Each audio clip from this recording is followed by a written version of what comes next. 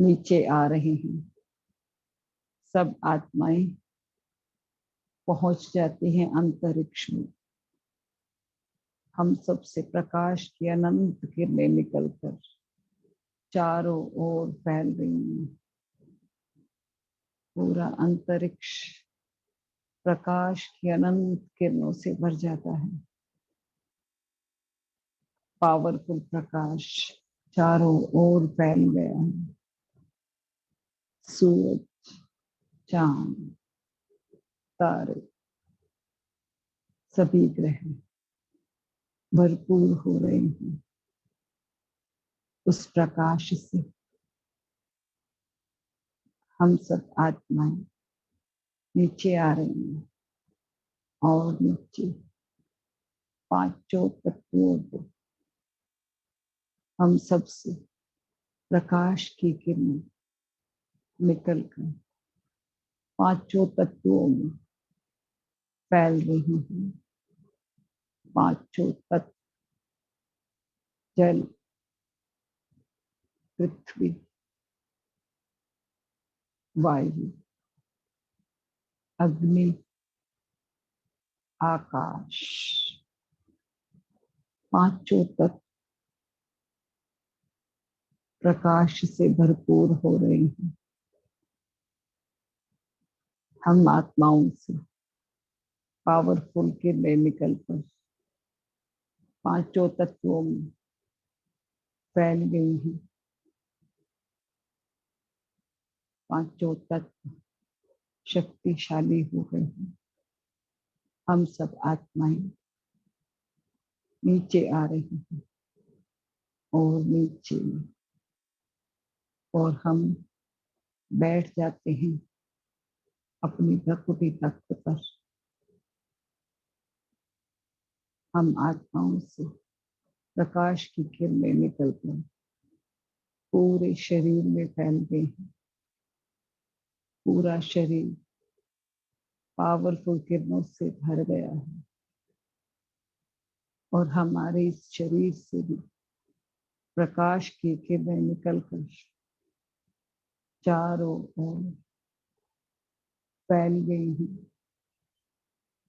प्रकाश ही प्रकाश चारों तरफ फैल गया है। ओम शांति, ओम शांति। शुक्रिया दीदी, शुक्रिया बाबा, शुक्रिया दीदी जी। अब भाई जी भी आ गए हैं। बाबा का शुक्रिया। भाई जी संभालिए आप।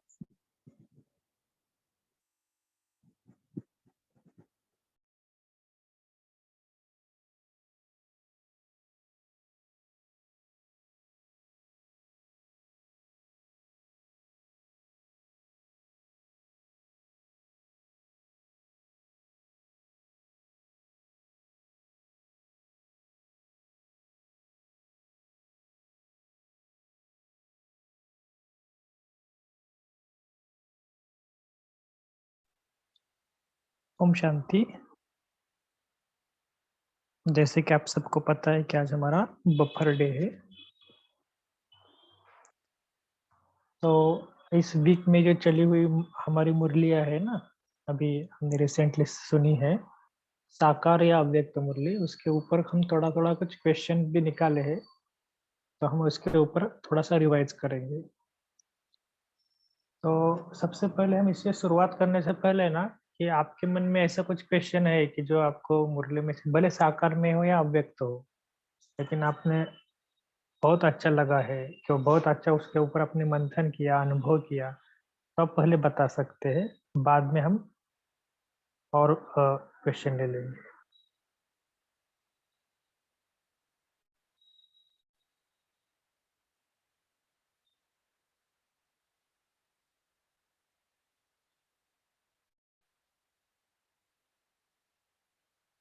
जैसे मैं आपको थोड़ा सा मैं ऐसे मैंने खुद भी अनुभव किया कि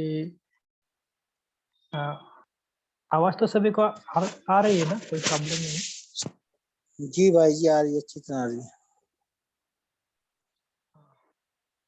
एक दो सेंटर पर भी हम गए थे 2 दिन पहले, तो उधर भी एक अव्यक्त मुरली सेम ये पढ़ते हैं ना, वैसे ही पढ़ते हैं। एक माता जी ने मुझे बहुत अच्छा पूछा कि बाबा की जो, मतलब मैं आपको अनुभव इसलिए बता रहा हूँ, वो माता जी ने कहा कि ये अव्यक्त मुरली को पढ़ते पढ़ते ना कभी कभी ऐसा लगता है कि हम ज्ञान में भी पीएचडी प्राप्त कर रहे हैं।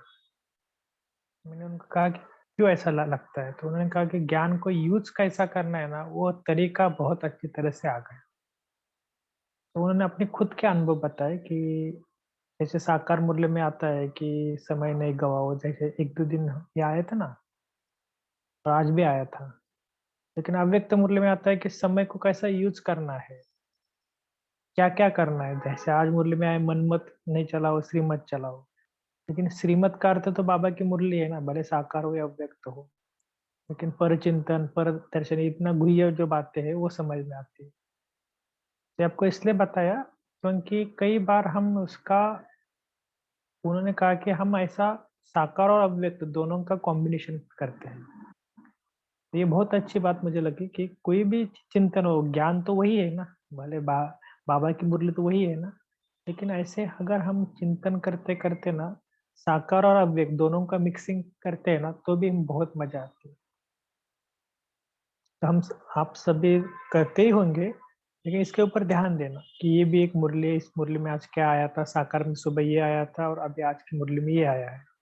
तो दोनों से हमारा रिवीजन हो जाता है, ठीक है ना।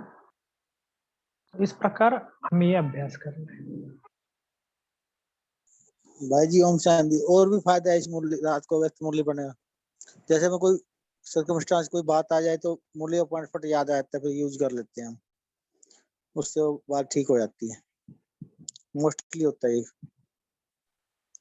जी जी कि बाबा ने इस बात के लिए क्या कहा, और अवस्थ मुरली की पॉइंट याद रहती रहते हैं, क्योंकि 2 टाइम सुनते, सुबह भी शाम रात को भी, दोनों टाइम याद रहती रहती है। सरकार के बड़े नारे याद, और समय पर यूज भी कर लेते हैं। जी जी जी अंकुर भाई जी बोलिए। ओम शांति। मेरा एक क्वेश्चन था, अगर जब भी हम क्वेश्चन आज के सेशन में लें तो अगर उस पर कोई थोड़ा प्रकाश डाल पाए। बाबा ने एक अभी कुछ दिनों पहले अव्यक्त मुरली में कहा था कि मनसा वाणी कर्मणा तीनों सेवा एक साथ करनी है।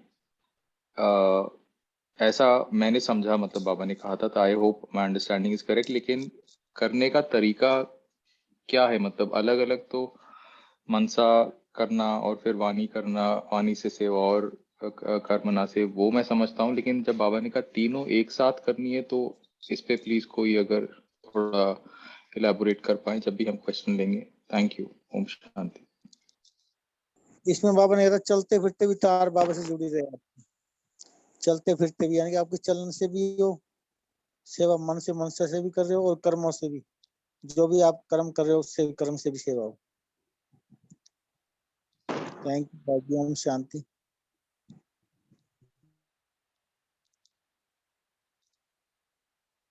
जी, और भी कोई बता सकते हैं इसका आंसर क्या होगा, या आप कैसे इसको विधि यूज करते हैं। क्योंकि बाबा ने कहा ना मार्क्स जमा होती है। कई बार हम क्या करते हैं ना, कई हम सेवा बताते हैं ना, तो उस सेवा में इतना बिजी हो जाते हैं कि ऐसा और उस सेवा में कभी ऊपर नीचे हुआ तो फिर हमारे संकल्प चलना स्टार्ट होते हैं। कई बार ऐसा होता है। तो क्या होता है उसका रीजन कि उस सेवा को हमने ज्यादा माना, उसके इन्वॉल्व होना वो तो अलग बात है, लेकिन वो कैसे होना कि बाबा की सेवा है। कोई आपको कहे कि ये पूरा ऐसा ये करो और फिर कहेगी नहीं आप ये मत करो, ये करो। जी बाबा, जी जी जी जी। क्योंकि कोई भी होता है ना मनसा वाचा कर्मणा, तो सेवा, ये सेवा के लिए खास यूज होता है। क्योंकि सेवा के लिए हमें केवल कर्मणा सेवा कर रहे हैं तो उसकी मार्क्स अलग है, वाचा कर रहे हैं उसकी मार्क अलग है, लेकिन तीनों एक साथ कर रहे हैं तो तीनों की मार्क्स अलग है।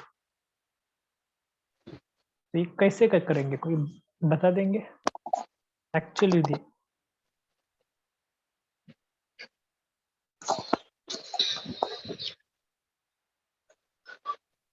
ओम शांति। आवाज आ रही है? रेना बोलिए आप।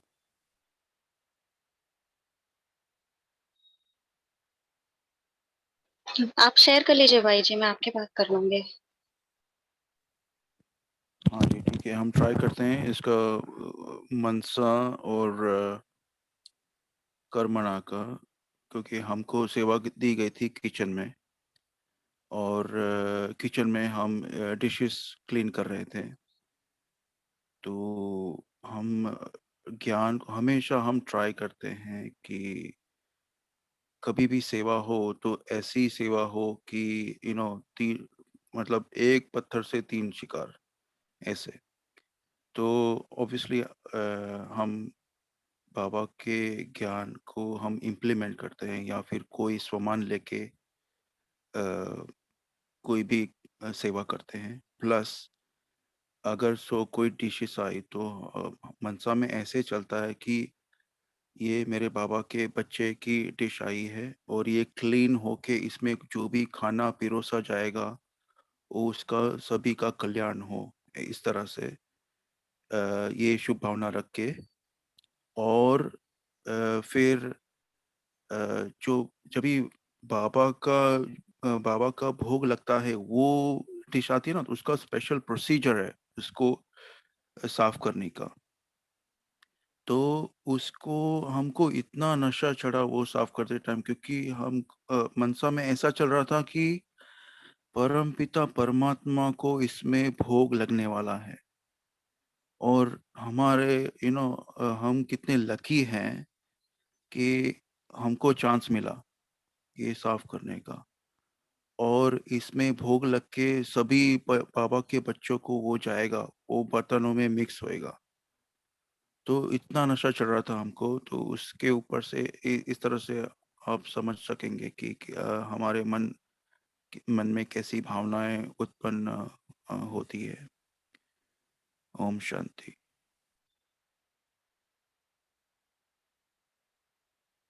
भाई ये अब लकी स्टार हो। थैंक यू भाई जी।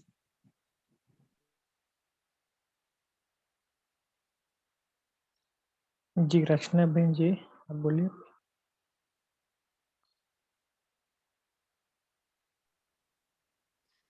ओम शांति भाई जी। अ, मैं जो छोटा सा एग्जाम्पल, वो हमारे डे टू डे लाइफ का एग्जाम्पल शेयर करना चाहूंगी कि जब भी हम सपोजिंग अपने लौकिक में किसी भी बात पे कोई कॉन्वर्जेशन कर रहे हैं, या फिर किसी ने कुछ ऐसा किया जो आपके फेवर में नहीं है या जिसे आप बिल्कुल पसंद नहीं करते हैं, तो उस समय हम कैसे इस चीज को फेस करेंगे और कैसे हम मनसा वाचा कर्मणा तीनों चीजों को इन्वॉल्व कर कर अपनी बात रखते हैं। सबसे पहले तो चीज हमारे फेवर में नहीं हुई है तो उसका प्रभाव अपनी शांति की स्थिति पे नहीं लाएंगे, तो शांति के सीट पर बैठेंगे, अर्थात अपने मन से शांति के ही वाइब्रेशंस को रेडिएट करेंगे। मुख से जब अपने पॉइंट को बोलेंगे तो उसमें हम कोई भी कड़वाहट नहीं लाएंगे, शब्दों में भी एंड अपने बोलने के तरीके में भी। तो हम स्वीटली बोलेंगे, और वो बात हमारे फेवर में नहीं है जिसको लेकर हमें वैसे नाराजगी हो सकती थी, मगर हम अपने फेस के एक्सप्रेशंस में, अपने आईज में, अपने फेस के एक्सप्रेशंस में वो किसी भी तरीके का डिसलाइक या जो कॉन्सेंट नहीं है या फिर काइंड ऑफ लिटिल इरिटेशन, उसको अपने फेशियल एक्सप्रेशन में आने भी नहीं देंगे। तो इस तरीके से हम मनसा वाचा कर्मणा तीनों में श्रीमत के अनुसार, श्रीमत के अकॉर्डिंग चलकर अपनी बात रखते हैं। ओम शांति।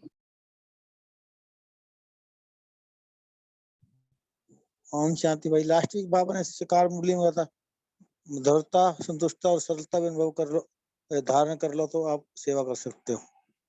मधुरता ब्रह्मा बाबा की तरह, संतुष्टता और सरलता, इन तीन गुणों से भी सेवा ऑटोमेटिकली होती रहती है। जी एक्चुअली ये बहुत भाई जी बड़ा। सॉरी, हाँ बोलिए बोलिए सर।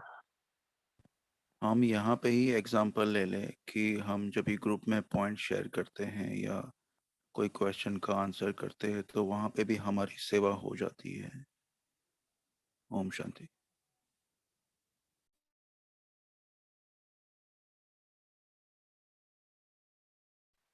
जी, एक्चुअली ये आपको पता ही है क्योंकि इसका बहुत ज़्यादा लोग सुनते भी हैं। कई बार हम रिकॉर्डिंग जब भेजते नहीं ना, तो कितने लोगों को मैसेज आता है कि आपका रिकॉर्डिंग नहीं मिला। है ना? कई ऐसे माताएँ भी होती है कि जो बहुत अच्छी रीति से सुनते हैं, तो इसीलिए बाबा बोलते हैं ना कि ये आपको ये हम जो बाबा के कार्य में कर रहे हैं ना, ये भी बाबा ने हमें एक निमित्त बनाया है।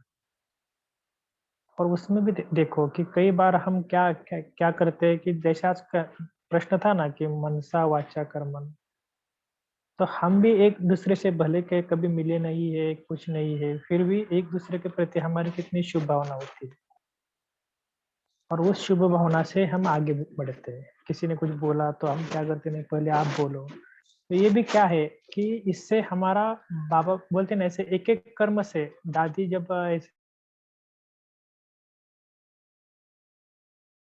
पे आती थी ना, सॉरी, तो मुझे पता है कि दादी सेंटर पे आती थी तो वो बोलती थी कि ये चीज ऐसी रखो, ये चीज ऐसी रखो। इसको भी पुरुषार्थ बोलते हैं, ऐसे बहनों को सिखाते थे। क्लासरूम में आते थे तो बोलते नहीं, क्लासरूम का हमेशा क्लासरूम अप टू डेट रहना चाहिए। कोई वीआईपी आए, कोई बाहर का व्यक्ति आए तो क्लासरूम को देखकर बोले यार कितना सुंदर है, कितना जैसा है वैसा अप टू डेट। माना जो संदन पर जो सफेद कापड़ का होता है ना, वो भी बोलते हैं कि बहनों को ये सफेद ही रहना चाहिए। तो बोलते हैं कि इसको पुरुषार्थ बोलते हैं। ऐसे ब्रह्मा बाबा ने हमको करके दिखाया। सबको इसलिए बताया क्योंकि बड़ों ने हमें हमें ऐसे सिखाया कैसे हमें रहना है। ऐसा नहीं कि पुरुषार्थ मना सिर्फ हम केवल मुरली सुनते हैं, ये करते, इसको पुरुषार्थ नहीं। भले हम सब कुछ करते हैं लेकिन करते वक्त भी हमारे चलन से वो सुधारना से आनी चाहिए। इसके लिए कर्म भी करना है तो कर्म के पहले ही कॉन्शियस रहना चाहिए कि मुझे मनसा में भी ऐसा रहना है, तभी वो कर्म में आता है। तो ऐसे धीरे धीरे हमें बड़ों से सीखना है क्योंकि बड़ों के जीवन से हमें बहुत कुछ सीखने को मिलता है। जैसे दादी दीदियों का जीवन अगर आपने देखा होगा तो हमें थोड़ा थोड़ा क्या करना है उसका भी स्टडी करना है। इसलिए बाबा बोलते हैं ना कि दादी जो कभी कभी कुछ कमी रहती है तो दादी क्या करती थी, तुरंत वो उसके ऊपर क्लास कराती थी। क्यों? क्योंकि बोलते थे कि नहीं, दादी को ऐसे इच्छा रहती थी कि इनको ये बात पक्की हो जाए। जैसे मैं एक बार गया था और सोमान के बारे में दादी ने क्लास कराया था, क्योंकि उस टाइम पे कुछ तो कुछ ने पूछा कि बाबा ने मतलब में पूछा कि सोमान क्या है, तो बहुत लोगों ने जवाब नहीं दिया। तो दादी ने खुद कहा कि इसके ऊपर आज क्लास कराओ। कहने का भाव क्या है कि ये हमारे अंदर की कमी हमें खुद क्या करते हैं, हमारे बड़ों ने जैसे आज कहा ना कि हमें प्यार का रिटर्न देना है। तो हम तो बाबा के ने बहुत कुछ प्यार लिया है, अभी हमारा काम है औरों को देना। इसके लिए कल परसों मुरली चली ना, पूर्वज बन सबको देता है। तो पूर्वज का अर्थ ही क्या है कि अभी हमें ऐसा नहीं कि बाबा से अभी लिया है तो ठीक है, मेरे लिए तो ठीक है, लेकिन औरों को भी देना। तो देने का मतलब क्या है कि पहले मनसा में आना चाहिए कि मुझे देना है, फिर वाचा में आता है, फिर कर्मणा। ये भी स्टेप बाय स्टेप है और ये तीनों स्टेप कंप्लीट होती है फिर हम डायरेक्ट कर्म में आते हैं। तो तीनों स्टेप एक साथ करने का, शुभ भावना देना भी है, वाचा में भी हमें क्या करना है, मधुर बोल, मीठा बोल, और कर्म करके दिखाना। जैसे दादी कहती थी ना, कोई भी बड़ा फंक्शन हो तो हमें भी क्लासरूम में कैसा सजाना है, क्या है। क्योंकि मैं देखता था कि कई बार सेंटर पे आती थी, दादी खुद बोलती थी ऐसा कुछ करो, वीआईपी को बुलाओ। तो उनको भी जैसे 25 दिसंबर था तो दादी खुद कहती थी कि वो उनको बुलाओ, उनको भी थोड़ा सा आनंद आ जाएगा कि हमने भी सेलिब्रेट करते हैं, ये करते हैं।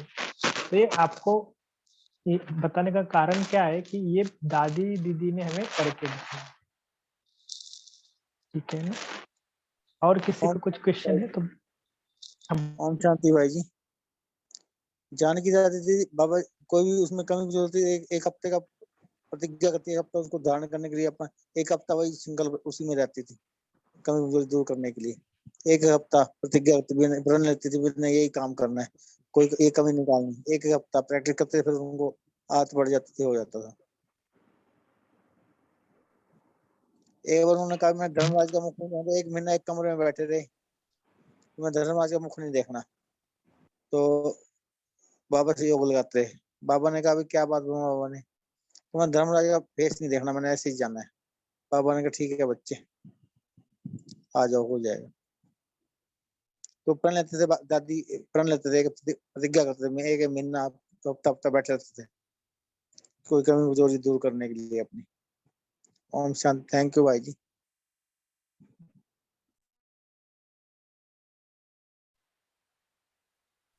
जी वर्षा भाई जी बहन हमारा एक क्वेश्चन है। एक मिनट, वर्षा बहन जी आपको कुछ बोलना है? हाँ जी, थोड़ा सा अनुभव बता रहे थे। जैसे अब ऐसे भी ले सकते हैं कि जैसे हम अब इस टाइम हमारा खाना बनाने का पीक टाइम होता है, उधर पे हम कानों में ईयरफोन लगा लेते हैं, तो साथ साथ मुरली भी सुनते हैं, साथ साथ खाना भी बनाते हैं, साथ साथ सर्व करना है, सबके साथ बात करनी है। तो ये भी थोड़ा सा हर चीज में हो गया ना कि मन वचन कर्म से ही करना हो गया ना, लगा लो। ओम शांति। ओम शांति दीदी, ये तो बहुत अच्छी सेवा है दीदी।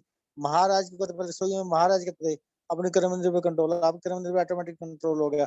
बाबा की बातें सुन रहे हो, श्रीमत होगी तो वही सुनोगे, वही खाने में भी जाएगा तो अच्छे वाइब्रेशन जाएंगे। बहुत अच्छी सेवा होगी, डबल सेवा होगी आपकी। भले साधन यूज करें लेकिन साधन के लिए यूज कर रहे हो। ओम शांति।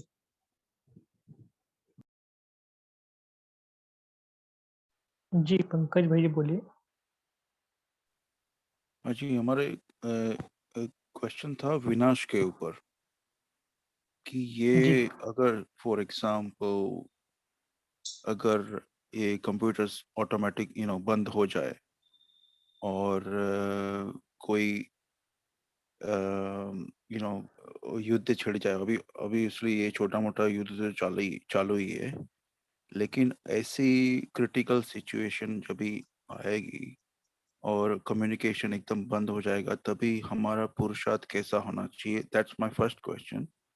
और दूसरा, अगर हमको लगे कि हमारा देह अभी छूटने वाला है, ऑब्वियसली निरंतर याद तो स्ट्रेट फॉरवर्ड आंसर है, लेकिन अगर हमको पता चले कि हमको ये कुछ हो गया है, फॉर एग्जांपल मेडिकल कंडीशन, और देह छूटने वाला है थोड़े दिनों में, थोड़े वीक्स में, महीनों में, तो कैसा पुरुषार्थ होना चाहिए, क्या होना चाहिए?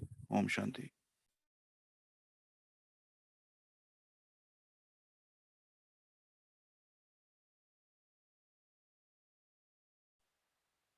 कोई इसका आंसर बताएंगे?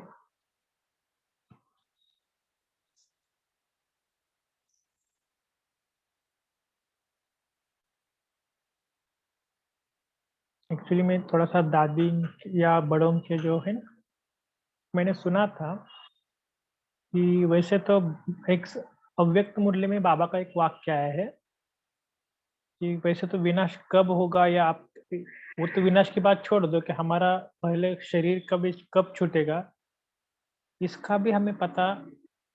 वैसे तो बाबा कहते हैं कि आपका पुरुषार्थ तो हमेशा रहना ही चाहिए, लेकिन फिर भी अगर ऐसा कुछ आपको दिखाई पड़ रहा है कि नहीं अभी कुछ हो रहा है, बाबा ने एक बार कहा था कि आप रात को भी दिन बनाकर पुरुषार्थ करना चाहिए। जैसे पढ़ाई के समय पर क्या क्या होता है, बच्चे जब पढ़ाई बहुत नजदीक आती है ना, तब क्या करते हैं, 18-18 घंटा 16-16 घंटा पढ़ते हैं ना। तो ये बाबा ने कहा था एक बार कि ऐसे भी आपको पुरुषार्थ करना पड़ेगा, क्योंकि आपके क्यों लगेगी, आपको नींद के लिए समय नहीं देंगे वो लोगों की क्यों लगेगी, बहुत करना पड़ेगा। सिंपल बात है कि जब ऐसा कुछ होता है ना, तो बाबा की 2 पावर्स बहुत यूजफुल होती है, एक है टचिंग पावर, दूसरे कैचिंग पावर।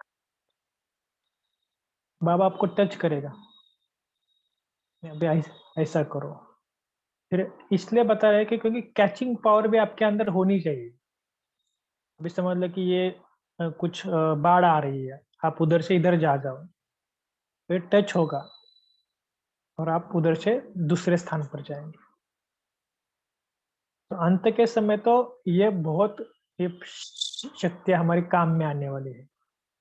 इसके लिए बाबा बोलते हैं ना, बुद्धि को क्या करो, क्लीन और क्लियर करो और इसको यूज करो। तो आपने सुना होगा जब ये गैस वायु हुआ था ना भोपाल में, तब आपने अनुभव शायद सुना होगा कि क्या कहा वो बहन जी थी, वो पूरा उन्होंने दरवाजा बंद किया। फिर उन्होंने अनुभव में कहा कि हमें ऐसा लगा कि बाबा टच कर रहा है कि अभी पानी भरपूर पी लो और सो जाओ और बहुत जोर से फैन लगाओ। तो 5 का फैन की स्पीड बहुत बढ़ा दी, बहुत पानी पिया, सो गया, खिड़की दरवाजा दोनों बंद किया। तो उसका रीजन क्या था, तो उनको कुछ पता नहीं था, लेकिन उनको बोला कि मुझे बाबा को ऐसे टचिंग आ रही है, देखो। तो उसका परिणाम क्या होगा कि उनका कुछ भी हुआ नहीं, क्योंकि वो गैस का था, कुछ लेवल तक था, माना वो होता है ना वो अपर लेवल नीचे, तो वो जब सो गए तो उनको कुछ हुआ नहीं। और जब इतना बड़ा पानी पिया तो अंदर भी क्या हुआ, वायु का ये नहीं हुआ, असर नहीं हुआ, और थोड़ा बहुत गया होगा, वो भी क्या होगा कि थोड़ा सा डाइल्यूट हो गया और फैन फास्ट सा चला दिया। ये सब बातें जब हुई तो उन्होंने कहा कि हमें कुछ भी नहीं हुआ, और वास्तविकता वो आसपास के बहुत लोग मर रहे, किसी को कुछ भी समझ में नहीं आ रहा है रीजन क्या है। देखना कि बाबा की कमाल है। जैसे भुज में भी भूकंप हुआ, शायद आपने सुना होगा कि उधर खारा पानी था, गोड़ा हो गया, लेकिन वो बिल्डिंग को कुछ भी नहीं हुआ, बाबा की बिल्डिंग में।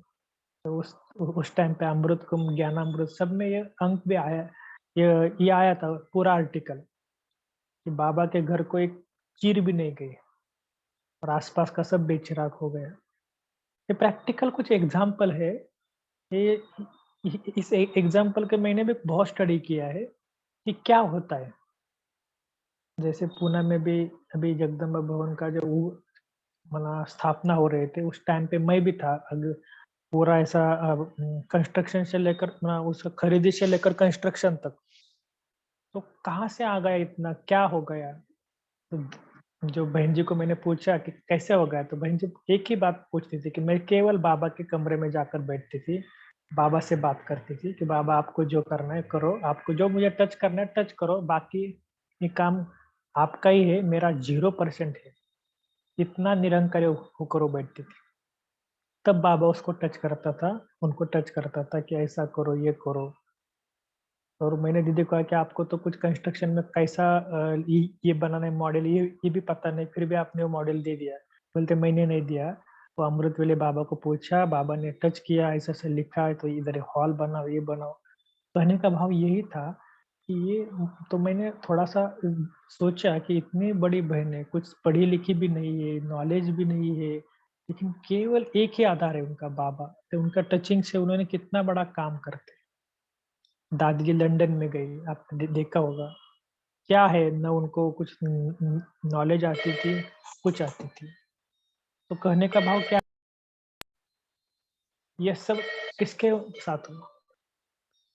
तो ऐसे बहुत सारे हैं, तो आप भी थोड़ा सा बताना।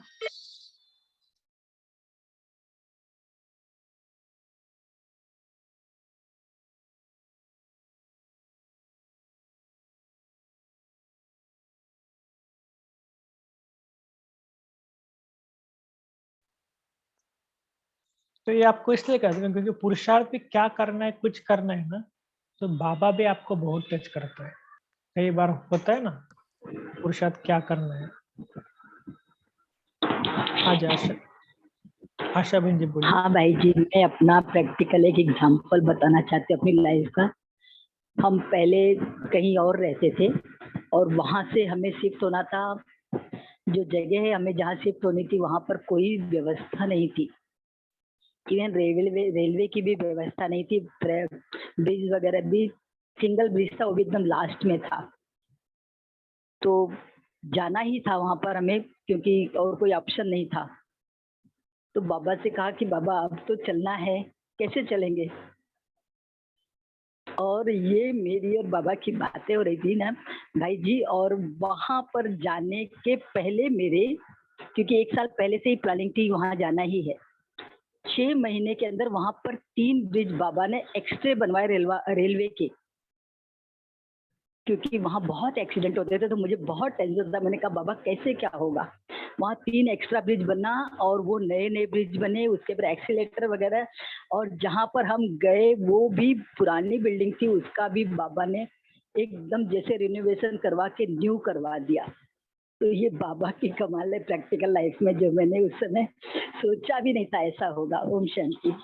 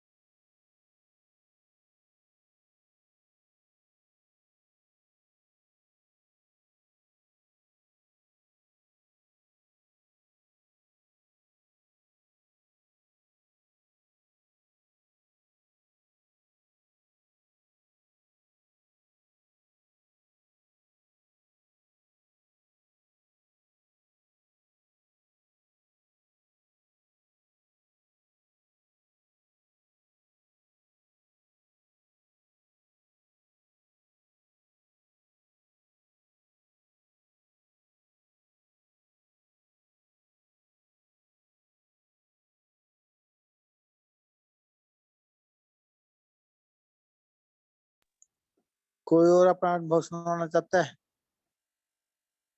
सुना सकते हैं।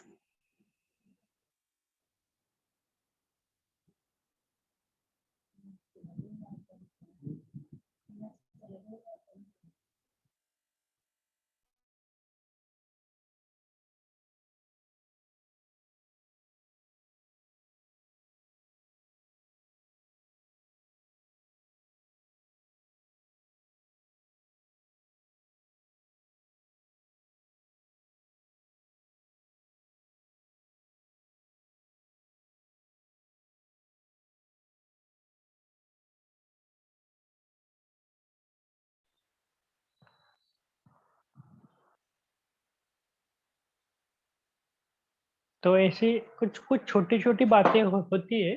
देखो ये बहुत मना बातें होती है, लेकिन कई बार पुरुषार्थ करते वक़्त ना बहुत अच्छा ये अनुभव की बातें होती है। छोटी-छोटी बातों में अगर बाबा का यूज़ करते हैं, आप सबका भी अनुभव होगा, लेकिन इसको अनुभव को और बढ़ाना।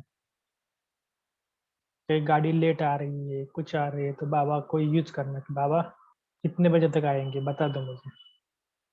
ऐसे बाबा के साथ भी आप थोड़ा-सा ही करना, क्योंकि ये क्या होता है कि पुरुषार्थ में ये छोटी-छोटी चीज़ें बहुत इससे बाबा का और हमारा कनेक्शन बढ़ गया ना, तो टचिंग पावर भी थोड़ा-सा आती ही है। क्योंकि हम क्या करते हैं कि बाबा से कुछ नहीं बोलते, कुछ करते नहीं, कुछ ऐसा नहीं कि उसको अधिकार से बोलना, बाबा ये काम होना चाहिए और ये आपके सेवा के लिए मैं कर रहा हूँ। जैसे देखो आज भी मैं थोड़ा-सा एक छोटे बच्चों का एक प्रोग्राम था जगदम्बा में, तो मेरा संकल्प था कि इस गली में से कम 5-10 बच्चों को लेकर ही जाना है। तो मेरे तो ये इधर कोई परिचित इतना मेरा छोटे बच्चे नहीं थे, तो लेकिन संकल्प किया बाबा के सामने कि नहीं कुछ भी हो जाए लेकिन आना चाहिए। बाकी काम आपका है, किसको टच करना, क्या करना। तो एक जन ने ऐसे ही कहा कि छोटे बच्चे बहुत ही अभी अ, परेशान कर रहे हैं, तो इनको भी कुछ थोड़ा-सा ज्ञान सुना होना। मैंने कहा कि वो प्रोग्राम है, चलेंगे क्या? हाँ, बोले हमारे 4 व्हीलर है, तो उनको लेकर गए। तो देखो ये बाबा की ही कमाल है, तो हमने कुछ किया नहीं। तो ऐसे-ऐसे बाबा को बोलना और संकल्प को छोड़ देना, अच्छे-अच्छे संकल्प करना छोड़ देना, फिर बाबा आपको अवश्य मदद करता है। लेकिन ऐसा नहीं कि केवल संकल्प करना और छोड़ देना, संकल्प करने के बाद उसके ऊपर कुछ मेहनत भी करना चाहिए, ठीक है ना? और किसी को कुछ बोलना है? क्योंकि आज बफर डे है, किसी को कुछ भी बोलना है तो बोल सकते हैं, कुछ क्वेश्चन पूछना है, कुछ सुझाव देना है। भाई जी बाबा की टचिंग और अगर अपनी बुद्धि भी चलती है तो हम मन मत से उसको कैसे हम पता करें कि ये बाबा की टचिंग है?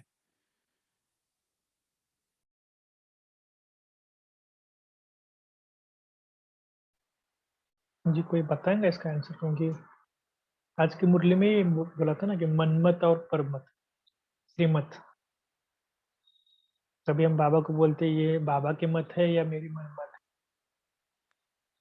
तो दादी जी हमेशा बोलती थी कि अगर आपको फायदा हो रहा है, अगर आपको उन्नति हो रही है, आपकी खुशी हो रही है, तो माना है बाबा की टचिंग है। अगर आपको दुखी हो रहे है, कुछ ऊपर नीचे हो रहा है, तो हमारी मनमत है। ऐसे और भी अनेक सारी रीजन है कि शायद मैं आपको एक क्लास भी दादी का भेज दूंगा।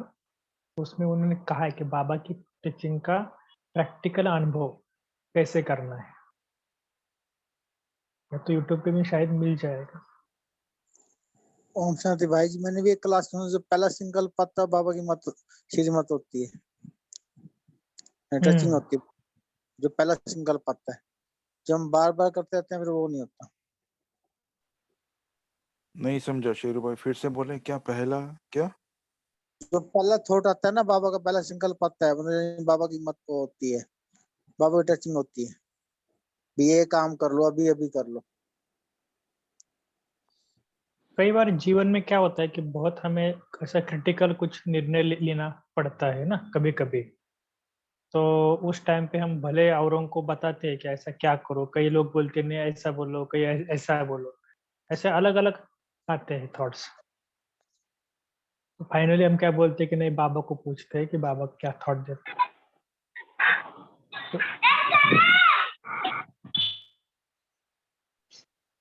तो कभी कभी हम क्या करते हैं कि भले बाबा के पास जाते हैं, लेकिन अपना मन मत लेकर जाते हैं, नहीं बाबा ये ऐसा करेंगे तो अच्छा होगा। बाबा को हम उसका रीजन सुनाते हैं। तो हमारा मत होता है करना है, तो फिर बाबा को बोलते कि नहीं ये करना है, फिर हम बोलते कि नहीं बाबा ने कहा है। तो नहीं, बाबा के पास जाओ, पूरा निसंकल्प हो जाओ, बाबा ये है क्या करना है, और पूरा डेड साइलेंस में चले जाओ।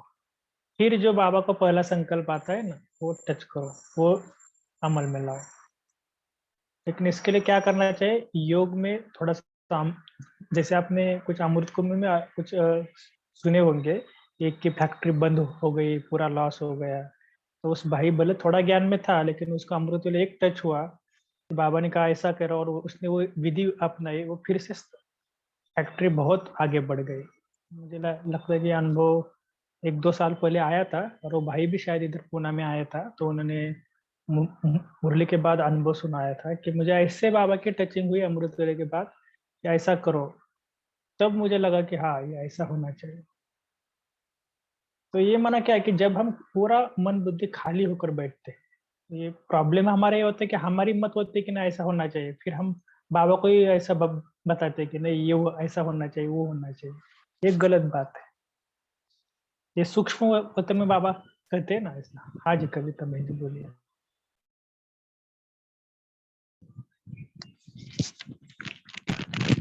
ओम शांति भाई जी, वो गलती से म्यूट हो गया था, अनम्यूट हो गया था, सॉरी।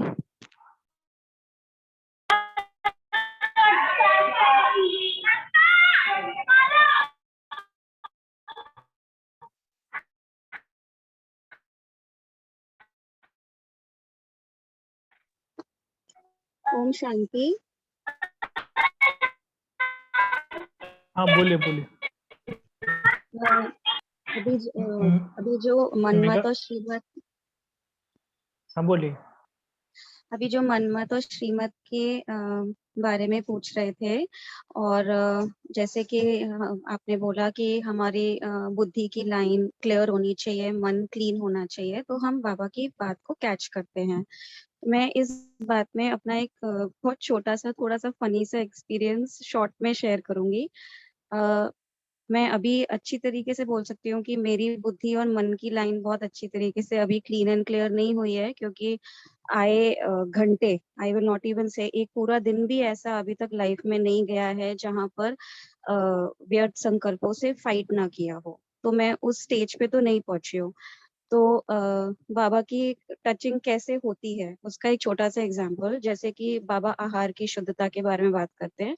तो मैं अभी भी बिस्किट्स खाती हूँ, ठीक है, और जब भी बिस्किट खाती हूँ तो मैं उसको दृष्टि नहीं देती हूँ, बस बाबा को बोल देती हूँ कि बाबा बिस्किट खा रही हूँ, हाँ ठीक है, मेरे पास अभी कुछ है नहीं और दूध में डाल के खाने के लिए मुझे अच्छा लगता है करके।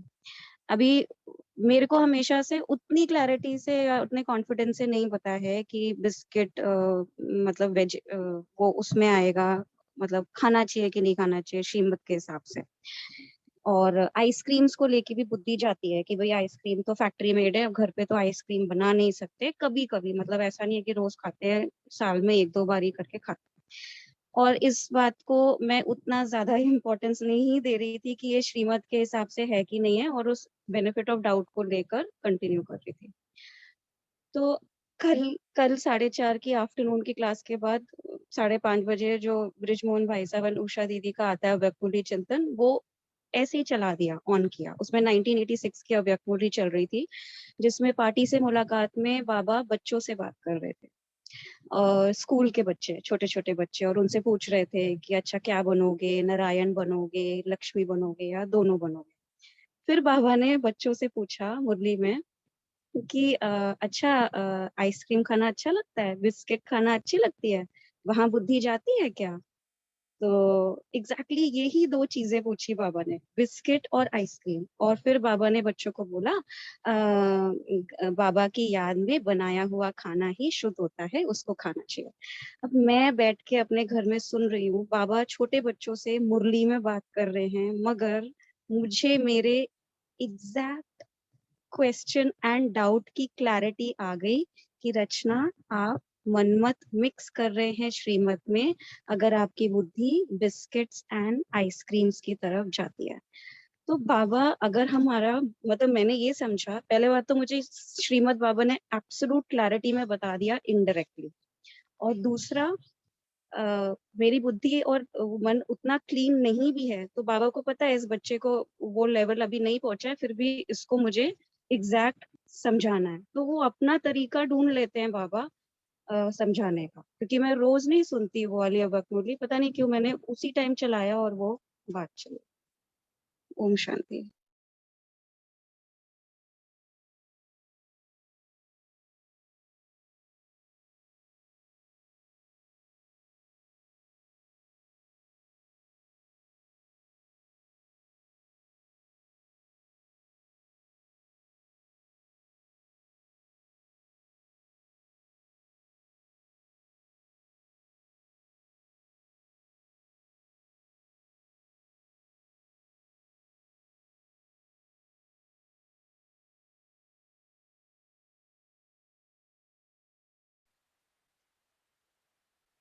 जी ओम शांति। समय भी हो रहा है, तो कई ऐसी छोटी छोटी बातें होती है, जैसे पिछली बार भी आपने इनका भाई बाला भाई का सुना होगा, तो उन्होंने वैसे छोटी छोटी बातें बताई। उनका एक क्लास बहुत ही अच्छा वो भी किया था पहले, कि कॉमन सेंस इन ब्राह्मण लाइफ। तो वो भी ऐसी छोटी छोटी बातें मुझे अच्छी लगती है, कि वो छोटी छोटी बातें होती है कि कॉमन सेंस का कहाँ यूज करना है, क्या करना है। तो जैसे भी रश्मि दीदी ने कहा ना कि कैसे करना है, वो बाबा का ही कमाल है, सब कुछ बाबा ही कराता है। लेकिन हम एक बात अवश्य रखेंगे कि जैसे अभी हम अव्यक्त मूल्य के एंडिंग तक जा रहे हैं, तो अगला जो सीजन होगा ना अव्यक्त मूल्य का, वो होता है ना फास्ट क्रैश कोर्स वगैरह, तो उसमें हम बड़े बड़े बहनों को भी अभी थोड़ा सा उनको शामिल करेंगे। उन्होंने कैसा स्टार्ट किया अभ्यास, उन्होंने कैसा अपने को मुझे अप्लाइड किया, तो ऐसी बड़ी बड़ी बहनें भी हमारे साथ थोड़ा सा करेंगे। अभी हम क्या करेंगे, अपने आप में बातें कर रहे हैं ना, तो वो उनका भी हम थोड़ा सा सुनेंगे, तो उससे हमें और प्रेरणा आएगी। लेकिन सबसे पहले क्या क्या करना चाहिए हमें, कि ऐसी ऐसी जो बातें हैं ना, जो आपको लगता है कि इसमें फुल स्टॉप लगाना है, फुल स्टॉप लगा देना, कोई बात नहीं, ठीक है ना। अभी हम 3 मिनट योग करते हैं और इसको खत्म करते हैं।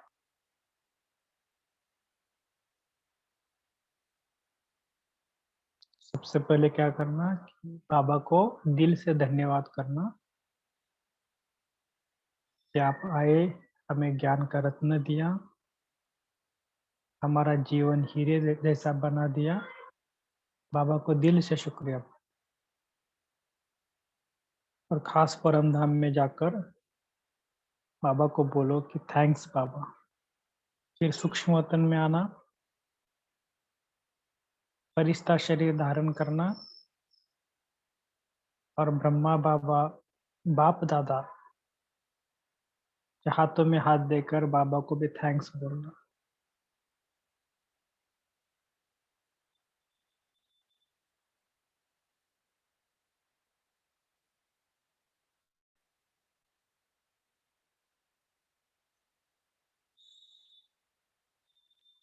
और धीरे धीरे बाबा के कमरे में 4 धाम, जो शांति धाम में जाना, शांति स्तंभ में जाना, फरिश्ता बनकर,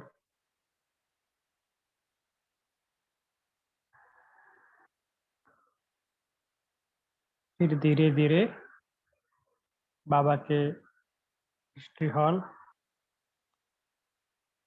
कमरा, झोपड़ी,